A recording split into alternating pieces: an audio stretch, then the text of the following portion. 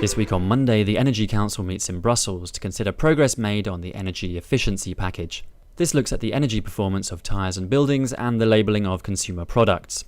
Also Monday, the General Affairs Council debates the Commission's 2009 Enlargement package.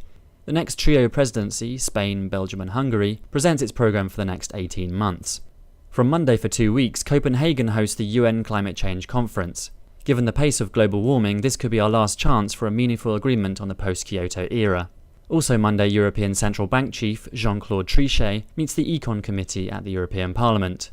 Then the International Trade Committee reviews the latest WTO ministerial, as well as trade defence instruments on footwear from China and Vietnam. On Tuesday, the Foreign Affairs Council meets in Brussels for debates on the Western Balkans and the Middle East peace process. Fringe meetings are held with delegates from Morocco, Kyrgyzstan and the Eastern Partnership countries. On Wednesday, Brussels hosts the Western Balkans Conference, asking how regional cooperation can help counter the effects of the economic crisis in these countries. Speakers include Commissioner Rehn and the foreign ministers of Sweden and Spain. Also Wednesday, the Commission presents its 2009 Joint Employment Report. This tracks the rise in unemployment across Europe and calls for more flexibility in labour markets to bridge the gap between short-term measures and structural reforms.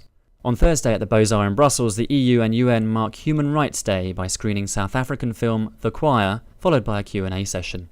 Panellists include Reid Brody from Human Rights Watch and former UN Special Rapporteur Louis Joannet. On Thursday and Friday, the European Council looks at the state of play at the Copenhagen conference.